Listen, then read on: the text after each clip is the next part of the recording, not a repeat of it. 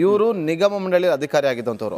ನೀವು ರಾಜ್ಯಸಭಾ ಸದಸ್ಯರ ಇದರಲ್ಲಿ ನೀವು ನಿಮ್ಮ ಹೆಸರು ತೊಳಕ್ ಹಾಕೊಂಡಿದ್ದಂಥವ್ರು. ನೀವು ಅಳೆದು ತೂಗಿ ನೀವು ಮಾತಾಡ್ಬೇಕು, ನಿಮ್ಮ ಮಾತಾಡ ತೂಕ ಇರಬೇಕು. ನೆಕ್ಸ್ಟ್ ರಾಜ್ಯಸಭಾ ಸದಸ್ಯರ ಲಿಸ್ಟ್ ಬಂದ ಆಕಾಂಕ್ಷ ನಿಮ್ಮ ಹೆಸರು ಮತ್ತೆ ಬರುತ್ತೆ.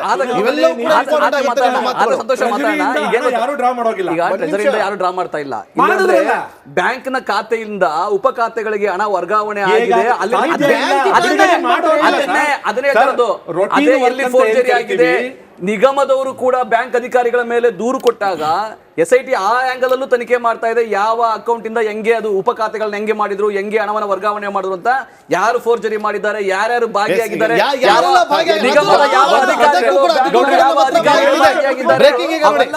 ಎರಡನೇ ಹಂತದ ಬ್ರೇಕಿಂಗ್ ಅದೇ ಯಾರಿಂದ ಹೇಗೆ ಅನ್ನೋದೇ ಈಗ ಬ್ರೇಕಿಂಗ್. ವಾಲ್ಮೀಕಿ ನಿಗಮದ ಹಗರಣಕ್ಕೆ ಯಾರು ಕರ್ತೃ? ಕೋಟಿ ಕೋಟಿ ಕಾಸು ಕೊಳ್ಳೆ ಹೊಡೆದಿದ್ದು ಯಾರು ಹಾಗಾದ್ರೆ? ರಿಪಬ್ಲಿಕ್ ಕನ್ನಡದಲ್ಲಿ ಆ ಭ್ರಷ್ಟನ ಕರಾಳ ಇತಿಹಾಸ ಕೂಡ ಇದೆ. ಸುಮ್ಮನೆ ನಾವು ಈ ವಿಚಾರವನ್ನು ಇಟ್ಟುಕೊಂಡು ಡಿಬೇಟ್ ಮಾಡ್ತಾ ಇಲ್ಲ. ಇಂಚಿಂಚು ಮಾಹಿತಿ ಇದೆ. ಕೋಟಿ ಕೋಟಿ ಕಾಸು ಕೊಳ್ಳೆ ಹೊಡೆದಿದ್ಯಾರು? ಮತ್ತೊಮ್ಮೆ ಮಾಹಿತಿಯನ್ನು ಕೊಡೋದಕ್ಕೆ ನಮ್ಮ ಹಿರಿಯ ಕ್ರೈಮ್ ರಿಪೋರ್ಟರ್ ಸುನಿಲ್ ಧರ್ಮಸ್ಥಳ ಮತ್ತೊಮ್ಮೆ ಲೈವ್ನಲ್ಲಿ ಜಾಯ್ನ್ ಆಗಿದ್ರೆ. ಸುನಿಲ್, ಯಾರಿಂದ ಹೇಗೆ, ಯಾರು ಈ ಕರ್ತೃ? ಎಸ್ ನಾಗೇಂದ್ರ, ಮೊದಲನೇದಾಗಿ ನಾವು ಈ ಹಗರಣ ಆರಂಭ ಆಗಿದ್ದು ಹೇಗೆ ಅನ್ನುವಂಥ ನಾವು ನೋಡ್ತಾ ಹೋದ್ವಿ. ಇದೀಗ ಈ ಒಂದು ಹಗರಣ ಆರಂಭ ಆಗೋದಕ್ಕೆ ಕಾರಣ ಯಾರು ಅನ್ನುವಂಥದ್ದು. ಒಂದು ಕಡೆಯಲ್ಲಿ ನೆಕ್ಕಂಟಿ ನಾಗರಾಜ್ಗೆ ಈ ಒಂದು ಭೂ ವ್ಯವಹಾರಕ್ಕೆ ಸಂಬಂಧಪಟ್ಟಂತೆ 4 ಕೋಟಿ ರೂಪಾಯಿ ಹಣ ಸಿಗಬೇಕಾಗಿರುತ್ತೆ. ಮತ್ತೊಂದು ಕಡೆಯಲ್ಲಿ ಪದ್ಮನಾಭ ಅದಕ್ಕೊಂದು ಐಡಿಯಾ ಕೊಟ್ಟಿರ್ತಾನೆ, ಆ ಹಣ ಸಿಕ್ಕಿಲ್ಲ ಅಂದ್ರೂ ಕೂಡ ಬೇರೆ ಯಾವ ರೀತಿ ಹಣವನ್ನು ಮಾಡ್ಬೋದು ಅನ್ನುವಂಥದ್ದು. ಸೊ ಇದಕ್ಕೆ ಸಂಬಂಧಪಟ್ಟಂತೆ ನೆಕ್ಸ್ಟ್ ಏನೇನು ಪ್ರೋಸೆಸ್ಗಳಾಗತ್ತೆ ಅನ್ನುವಂಥದ್ದನ್ನ 1 by 1 ನೋಡ್ತಾ ಹೋದರೆ, ನಾಗರಾಜ್ ತನ್ನ ಆಪ್ತ ಅದೇ ರೀತಿಯಲ್ಲಿ ಸಂಬಂಧಿಕನಾಗಿರುವಂತಹ ನಾಗೇಶ್ವರ ರಾವ್ಗೆ ಈ ಒಂದು ವಿಚಾರವನ್ನು ತಿಳಿಸ್ತಾನೆ. ಈ ರೀತಿ ಒಂದು ಆಫರ್ ಇದೆ ಅನ್ನುವಂಥದ್ದು. ನಾಗೇಶ್ ರಾವ್ ಏನ್ ಮಾಡ್ತಾನೆ, ಹೈದರಾಬಾದ್ನಲ್ಲಿರುವಂತಹ ಸತ್ಯನಾರಾಯಣ ವರ್ಮಗೆ ಈ ವಿಚಾರವನ್ನು ತಿಳಿಸ್ತಾನೆ. ಇಡೀ ಪ್ರಕರಣದ ಕಿಂಗ್ ಪಿನ್ ಇದೇ ಸತ್ಯನಾರಾಯಣ ವರ್ಮ. ಸತ್ಯನಾರಾಯಣ ವರ್ಮ ಈ ಒಂದು ವಿಚಾರವನ್ನ ಡಿಸ್ಕಸ್ ಮಾಡ್ತಾನೆ. ಅದಾದ ನಂತರ ಈ 3 ಜನ ಸೇರ್ಕೊಂಡು ಪದ್ಮನಾಭ ಅವ್ರನ್ನ ಭೇಟಿ ಮಾಡ್ತಾರೆ. ಅಂದ್ರೆ ಈ ವಾಲ್ಮೀಕಿ ನಿಗಮದ MD ಆಗಿರುವಂತಹ ಪದ್ಮನಾಭ ಅವ್ರನ್ನ ಭೇಟಿ ಮಾಡ್ತಾರೆ, ಮಾತುಕತೆಯನ್ನ ನಡೆಸ್ತಾರೆ. ಸೊ ಆ ಸಂದರ್ಭದಲ್ಲಿ ಎಷ್ಟು ಹಣ ಇದೆ ಅನ್ನುವಂಥದ್ದು ಕೂಡ ಗೊತ್ತಾಗುತ್ತೆ. ಇದರ ಬೆನ್ನಲ್ಲೇ ಖಾಸಗಿ ಹೋಟೆಲ್ನಲ್ಲಿ ಸಚಿವ ನಾಗೇಂದ್ರ ಇದ್ದಂಥ ಟೈಮಲ್ಲಿ ಇದೇ ನೆಕ್ಕಂಟಿ ನಾಗರಾಜ್ ಹೋಗಿ ಸಚಿವರನ್ನ ಭೇಟಿ ಮಾಡ್ತಾನೆ, ತನ್ನ ವಿಚಾರವನ್ನ ಹೇಳ್ಕೊತಾನೆ. ಅಲ್ಲಿಗೆ ಈ ಒಂದು ಪದ್ಮನಾಭ ಅವ್ರನ್ನು ಕೂಡ ಕರೆಸ್ಕೋತಾನೆ. ಅದಾದ ನಂತರ ಮುಂದಿನ ಒಂದು ಮಾತುಕತೆ ನಡೆಯುವಂಥದ್ದು ಇವರು ಆಫೀಸಲ್ಲಿ. ತದನಂತರ MG ರಸ್ತೆಯ ಬ್ರಾಂಚ್ನ ಮ್ಯಾನೇಜರ್ ಆಗಿರುವಂತಹ ಸುಚಿ ಸ್ಮಿತಾ ಅನ್ನುವಂಥರು ಈ ಕೇಸ್ನಲ್ಲಿ ಅವರು ಕೂಡ ಅಕ್ಯೂಸ್ರು, ಆದರೆ ಅಬ್ಸ್ಕಾಂಡಿಂಗ್ ಆಗಿದ್ದಾರೆ ಸದ್ಯಕ್ಕೆ. ಈಕೆಯ ಜೊತೆ ಮಾತುಕತೆ ಆಗುತ್ತೆ. ಇದರ ಮಧ್ಯದಲ್ಲಿ ಇನ್ನೊಂದು ಕತೆ ಆಗಿರುತ್ತೆ. ವಸಂತ ನಗರದಲ್ಲಿರುವಂತಹ ಬ್ರಾಂಚ್ನಲ್ಲಿ ಇವ್ರದ್ದು ಬ್ಯಾಂಕ್ ಅಕೌಂಟ್ ಇರುತ್ತೆ. ಅಲ್ಲಿದ್ರೆ ತಮಗೆ ಬೇಕಾದ ರೀತಿಯಲ್ಲಿ ಹಣದ ವ್ಯವಹಾರನ ಮಾಡೋದಕ್ಕೆ ಸಾಧ್ಯ ಆಗಲ್ಲ ಅಂತ ಹೇಳಿ ಈ ಕಂಪ್ಲೀಟ್ ಆದಂತಹ ಇವರ ಬ್ಯಾಂಕ್ ಅಕೌಂಟ್ ಏನಿದೆ ಅದನ್ನ MG ರೋಡ್ನ ಬ್ರಾಂಚ್ಗೆ ಶಿಫ್ಟ್ ಮಾಡ್ತಾರೆ. ಏನಕ್ಕೆ ಅಂದ್ರೆ, ಇದೇ ಸುಚಿ ಸ್ಮಿತಾ ಯೂನಿಯನ್ ಬ್ಯಾಂಕ್ನ MG ರೋಡ್ನ ಮ್ಯಾನೇಜರ್, ಇವರು ಸತ್ಯನಾರಾಯಣ ವರ್ಮ ಅವರಿಗೆ ತುಂಬಾ ಕ್ಲೋಸ್ ಇರ್ತಾರೆ. ಅವರು ಏನೇ ಹೇಳಿದ್ರು ಕೂಡ ಮಾಡಿಕೊಡುವಂತ ಸ್ಟೇಜಲ್ಲಿ ಇರ್ತಾರೆ. ಹಾಗಾಗಿ ಅವ್ರ ಕಡೆಯಿಂದ ಹಣದ ವ್ಯವಹಾರ ಮಾಡ್ಬೋದು ಅಂತ ಹೇಳಿ ಆ MG ರೋಡ್ನ ಅಕೌಂಟ್ಗೆ ಕಂಪ್ಲೀಟ್ ಹಣವನ್ನು ಟ್ರಾನ್ಸ್ಫರ್ ಮಾಡ್ಕೋತಾರೆ. ಈ ಹಣವನ್ನು ಅಲ್ಲಿಗೆ ಟ್ರಾನ್ಸ್ಫರ್ ಮಾಡಿಕೊಂಡ ಬಳಿಕ ನೆಕ್ಸ್ಟ್ ನಮಗೆ ಬೇಕಾದಂತಹ ಅಕೌಂಟ್ಗಳಿಗೆ ಇದನ್ನು ವರ್ಗಾವಣೆ ಮಾಡಿಕೊಳ್ಳುವಂಥದ್ದು ತುಂಬ ಈಸಿ ಅನ್ನುವಂಥದ್ದು ಅವ್ರಿಗೆ ಅನಿಸಿರುತ್ತೆ. ಮತ್ತು ಅದೆಲ್ಲದಕ್ಕೂ ಕೂಡ ಬ್ಯಾಂಕ್ನ ಮ್ಯಾನೇಜರ್ ಕೂಡ ತಮಗೆ ಹೆಲ್ಪ್ ಮಾಡ್ತಾರೆ ಅನ್ನೋ ಕಾರಣಕ್ಕೋಸ್ಕರ MG ರೋಡ್ನ ಬ್ರಾಂಚಿಗೆ ಹಣವನ್ನು ವರ್ಗಾವಣೆ ಮಾಡ್ತಾರೆ. ಮತ್ತು ಅಲ್ಲಿಂದ ಈ ಸುಮಾರು 89 ಕೋಟಿ ಹಣ ಏನಿದೆ ಅದು 18 ವಿವಿಧ ಬ್ಯಾಂಕ್ ಅಕೌಂಟ್ಗಳಿಗೆ ವರ್ಗಾವಣೆ ಆಗುತ್ತೆ. ಕೆಲವೊಂದು ಅಕೌಂಟ್ಗಳಿಗೆ 5 ಕೋಟಿ, ಕೆಲವು ಕಡೆ 10 ಕೋಟಿ. ಇದೆಲ್ಲವೂ ಕೂಡ ಕೆಲವೊಂದು ಖಾಸಗಿ ಕಂಪನಿಯ ಹೆಸರಿನಲ್ಲಿ ನಕಲಿ ಅಕೌಂಟ್ಗಳನ್ನು ತೆರೆಯಲಾಗಿರುತ್ತೆ. ಅದರಲ್ಲಿ ಬೆಂಗಳೂರಿನ ಕೆಲವು ಕಂಪನಿಗಳು ಕೂಡ ಇತ್ತು. ನಾವು ಇವನ್ ಆ ಕಂಪನಿಗೆ ಹೋಗಿ ಕೇಳಿದಂಥ ಟೈಮ್ನಲ್ಲೂ ಕೂಡ ಅವರು ನಮಗೂ ಇದಕ್ಕೂ ಸಂಬಂಧ ಇಲ್ಲ, ನಮ್ಮ ಅಕೌಂಟ್ ಅಲ್ಲ ಅನ್ನುವಂಥವ್ರು ಕೂಡ ಹೇಳ್ಕೊಂಡಿದ್ರು.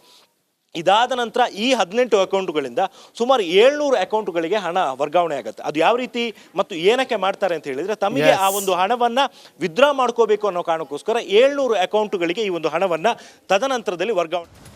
Okay, thank you Sunil. ಮತ್ತೆ ನಿಮ್ಮನ್ನ ಸಂಪರ್ಕ ಮಾಡ್ತೀವಿ. ಮತ್ತೊಂದು ಬ್ರೇಕಿಂಗ್ ನ್ಯೂಸ್ ಇದೆ, ಅದು ತುಂಬಾ ಇಂಪಾರ್ಟೆಂಟ್. ಲ್ಯಾಂಬೋರ್ಗಿನಿ ಕಾರ್ ವಿಚಾರವಾಗಿ. ಸಮೀವುಲ್ಲಾ ಸರ್, 700 ಅಕೌಂಟ್ಗಳು, ಕುರಿ ಕಾಯೋರು, ದನ ಕಾಯೋರು, ಬಾರ್ಗಳು, ಚಿನ್ನದ ಅಂಗಡಿಗಳು. ಹಾಲಿವುಡ್ ಸಿನಿಮಾ ತೋರಿಸ್ತಾ ಇಲ್ಲ ತಾನೇ ಅವರು? ಹೌದು, ದಗಾಕೋರ್ತನಕ್ಕೆ ಎಷ್ಟು ಮುಖಗಳು ಅನ್ನೋದಕ್ಕೆ ಸಾಕ್ಷಿ ಇದು. ಈಗ ಯಾರು ವಂಚನೆ ಮಾಡ್ಬೇಕಂತ ತೀರ್ಮಾನ ಮಾಡಿದ್ರು. ನೇರವಾಗಿ ಪ್ರಶ್ನೆ ಮಾಡಲ್ಲ.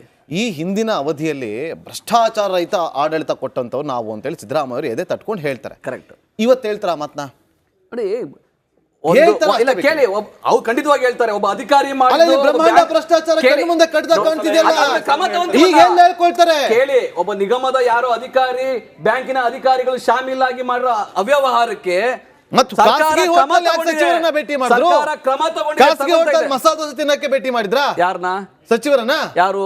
ನಾಗೇಂದ್ರ ನೋಡಿ ಅಲ್ಲಿ ಕಿಂಗ್ ಪಿನ್ ಗಳಿದ್ರಲ್ಲ, ಸತ್ಯನಾರಾಯಣ ವರ್ಮ. ಈಗ ನೀವ್ ಹೇಳಿದ್ರಿ ಅವನೇನೋ 4 ಕೋಟಿ ರೂಪಾಯಿ ಹಣ ಬರಬೇಕಾಗಿದೆ, ಕಳೆದ ಸರ್ಕಾರದಲ್ಲಿ ಏನೋ ಕೆಲಸ ಇತ್ತು, ಕಳೆದ ಸರ್ಕಾರ ಹಣ ಬಿಡುಗಡೆ ಮಾಡಿಲ್ಲ ಅಂತ ಹೇಳಿ ಈ ಸಚಿವರ ಹಿಂದೆ ಬಿದ್ದಿದ್ದಾನೆ ಅನ್ನೋದು ನೀವೇ ಹೇಳಿದ್ರಿ, ತೋರಿಸಿದ್ರಿ ನೀವು.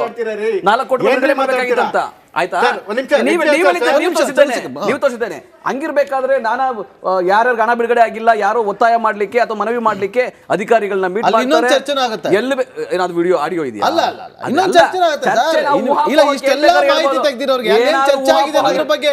ಚರ್ಚೆ ಆಗಿದ್ರ ಬಗ್ಗೆ SIT ಅವ್ರ ಮುಂದೆ ಬಾಯ್ ಬಿಟ್ರಲ್ವಾ?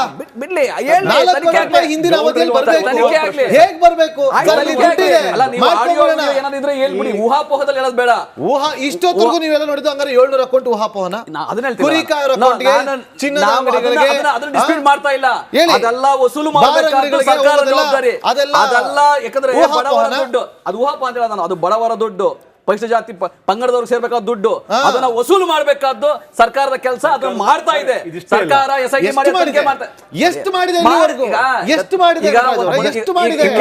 ಮಾಡಿದ್ದಾರೆ. ಹಣವನ್ನ ತಗೊಂಡ್ಬರ್ಬೇಕಾದ್ದು, ಅದನ್ನ ವಸೂಲು ಮಾಡಬೇಕು ಸರ್ಕಾರ ಜವಾಬ್ದಾರಿ. ಏಪ್ರಿಲ್, ಈಗ ಜೂನ್ 4 ತಿಂಗಳು. ಈಗ ಯಾವಾಗ ಇದು ಈಗ ಪ್ರಕರಣ SIT ಮಾಡಿ ಎಷ್ಟು ದಿನ ಆಯ್ತು? SIT ಮಾಡಿ ಎಷ್ಟು ದಿನ ಆಯ್ತು? ಎಷ್ಟು ಕಲೆಕ್ಟ್ ಮಾಡಿದ್ರೆ ಅಂತ ಹೇಳಿ ಮಾಡ್ತಾರೆ. ಸರ್ಕಾರದಿದೆ. ಅರೆಸ್ಟ್ ಆಗಿದ್ದಾರೆ 11-12 ಜನ ಅರೆಸ್ಟ್ ಆಗಿದ್ದಾರೆ. ಬ್ಯಾಂಕಿನ ಅಧಿಕಾರಿಗಳು ತಲೆ ಮಾಡಿಸ್ಕೊಂಡಿದ್ದಾರೆ. ತುಂಬಾ ಜನ ತನಿಖೆ ಆಗ್ತಾ ಇದೆ, ನೋಟಿಸ್ ಕೊಡ್ತಾರೆ. ಯಾರಿಗೆ ಈ ತನಿಖೆಯಲ್ಲಿ ಅವಶ್ಯಕತೆ ಬಿಟ್ರೆ, ಅನಿವಾರ್ಯತೆ ಬಿಟ್ರೆ ಎಲ್ಲರೂ ತನಿಖೆ ಮಾಡ್ತಾರೆ. ಎಲ್ಲರನ್ನು ಕಾನೂನಿನ ಅಡಿಯಲ್ಲಿ ಎಲ್ಲರಿಗೂ ಶಿಕ್ಷೆ ಆಗೋ ತರ ನೋಡ್ಕೊಂತಾರೆ. ಒಂದು.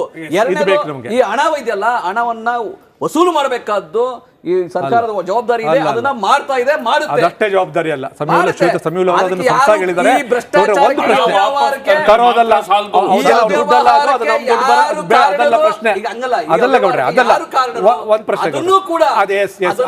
ತನಿಖೆ ಮಾಡಿ ಅವರಿಗೂ ಕೂಡ ಬೆಂಗಳೂರಿಂದ ತೆಲಂಗಾಣ, ಜಾರ್ಖಂಡ್, ಡೆಲ್ಲಿ, ಇಲ್ಲಿ ಒಂದು ಸತ್ಯ ಇದೆ, ಗೌಡ್ರು ಗೊತ್ತಿಲ್ಲ. ಒಂದು ಸತ್ಯ ಇದೆ, ಒಂದು ಸತ್ಯ ಇದೆ. ಯಾಕಂದ್ರೆ ನಾನು ದೇವರಾಜ ಗೌಡ್ರೆ ದೇವರಾಜ ಅಭಿವೃದ್ಧಿ ನಿಗಮದಲ್ಲಿ ಹೇಗೆ ಹಣವನ್ನು ಹಂಚಿಕೆ ಮಾಡಬೇಕು ಅನ್ನೋದ್ರ ಬಗ್ಗೆ ನಾನು ಕೆಲಸ ಮಾಡೋದು ನಾನು. ಯಾಕೆಂದ್ರೆ ಅದನ್ನ ಹೇಳ್ತೀನಿ ಕೇಳಿ. ಮೊದಲು ನೀವು ಹಣವನ್ನು ಡ್ರಾ ಮಾಡೋಕ್ಕಿಂತ ಮೊದಲು ಹೇಗೆ ಗೊತ್ತಾ ಸರ್, ಶಾಸಕರು, ಆಯಾ ಕ್ಷೇತ್ರದ ಶಾಸಕರು ಅಲ್ಲಿ ಅಧ್ಯಕ್ಷರಾಗಿರ್ತಾರೆ. ಅದಕ್ಕೆ ಆಮೇಲೆ 18 ಜನ ಬೇರೆ ಬೇರೆ ಅಧಿಕಾರಿಗಳು, ವಿಭಾಗದ ಅಧಿಕಾರಿಗಳು ಅದಕ್ಕೆ ಸದಸ್ಯರಾಗಿರ್ತಾರೆ. ಅವರು ಪಟ್ಟಿಯನ್ನು ಕ್ಷೇತ್ರದಲ್ಲಿ ಕ್ಷೇತ್ರವಾರು ಪಟ್ಟಿಯನ್ನು ಮಾಡ್ಕೊಂಡ್ಬರ್ಬೇಕು, ಫಲಾನುಭವಿಗಳು ಪಟ್ಟಿ ಮಾಡಬೇಕು. ಆ ಪಟ್ಟಿಯನ್ನು ಸರ್ಕಾರಕ್ಕೆ ಕೊಡಬೇಕು. ಆದರೆ ಸರ್ಕಾರ ಅಷ್ಟೊಳಗಡೆ ಏನಿಂದ ಸುತ್ತೋಲೆ ಹೊಡಿಸುತ್ತೆ, ಚುನಾವಣಾ ಘೋಷಣೆ ಆಗಿರೋದ್ರಿಂದ ಯಾವುದೇ ಕಾರಣಕ್ಕೂ ಹಣ ಬಿಡುಗಡೆ ಮಾಡಬಾರ್ದು ಅಂತ ಸರ್ಕಾರ ಮತ್ತು ಚುನಾವಣಾ ಆಯೋಗ ಇಬ್ಬರು ಸುತ್ತೋಲೆಯನ್ನು ಹಾಕಿದ್ದಾರೆ. ಸುತ್ತೋಲೆಯನ್ನು ಹಾಕಿದ ಮೇಲೂ ಸಹ ಸರ್ಕಾರದ ನೇರವಾಗಿ FD ಅಂದರೆ ಫೈನಾನ್ಸ್ ಡಿಪಾರ್ಟ್ಮೆಂಟ್ ಕಡೆ ಬರ್ತಕ್ಕಂತಹ ಟ್ರೆಷರಿಯಿಂದ ಹಣ ಹೇಗೆ ಡ್ರಾ ಆಯಿತು? ಸಾಧ್ಯನಾ ಇದು ಸರ್? ಇವರು ಹೇಳಿದ ಮತ್ತು ನಂಬಲಿಕ್ಕೆ ಆಗುತ್ತಾ? ಒಂದಾಯಿತು ಸರ್. SIT ತನಿಖೆ ವಿಷಯದಲ್ಲಿ ಬರೋಣ. ಈಗ ಸಚಿವರಿದ್ದಾರೆ, ಮಾನ್ಯ ಸಚಿವರು ಇದರಲ್ಲಿ ಭಾಗಿ ಅವರು ಒತ್ತಡ ಅಂತಕ್ಕಂಥದ್ದನ್ನು ಡೆತ್ ನೋಟಲ್ಲಿ ಬರೆದಿದ್ದಾರೆ. ಇಲ್ಲಿಯವರೆಗೂ SIT ಅವರು ಸಚಿವರಿಗೆ ಒಂದೇ ಒಂದು ನೋಟಿಸ್ ಕೊಟ್ಟಿರೋ ತೋರಿಸಿ, ಅಧ್ಯಕ್ಷರಿಗೆ ನೋಟಿಸ್ ಕೊಟ್ಟಿರೋ ತೋರಿಸಿ. ಯಾಕೆ ಕೊಡಲ್ಲ? ಅಂದ್ರೆ ಅವ್ರನ್ನ ಅವ್ರಿಗೆ ಏನಾದ್ರು ನೀವು ತೊಂದರೆ ಸಿಕ್ಕಾಕ್ಸಿದ್ರೆ ನಿಮ್ಮ ಸರ್ಕಾರ ತೊಂದರೆ ಸಿಕ್ಕಾಕೊಳ್ಳುತ್ತೆ. ಸಚಿವರು ಸಂಬಂಧಪಟ್ಟ ತನಿಖೆನೇ ಯಾಕೋ ಸರಿಯಾದ ದಿಕ್ಕಲ್ಲಿ ಹೋಗ್ತಾ ಇಲ್ಲ. ಸರಿಯಾದ ದಿಕ್ಕಲ್ಲಿ ಹೋಗ್ತಿಲ್ಲ. ಅದು ಸರಿಯಾದ ಕ್ರಮ ಅಲ್ಲ. ಈ ತನಿಖೆ ತನಿಖೆ ಆಗುತ್ತೆ, ಸಂಪೂರ್ಣ ತನಿಖೆ ಆಗುತ್ತೆ. ಸಂಪೂರ್ಣ ಇದೇನು ಬಿಜೆಪಿ ಸರ್ಕಾರನ ಮುಚ್ಚಾಕ್ಲಿಕ್ಕೆ ಒಳ್ಳೆ ಕಥೆ. ಟ್ರೆಜರಿಯಲ್ಲಿ ಡ್ರಾ ಮಾಡ್ಬೇಕಾದ್ರೆ ಪಟ್ಟಿ ಕೊಡ್ಬೇಕು ಸರ್ ನಾವು.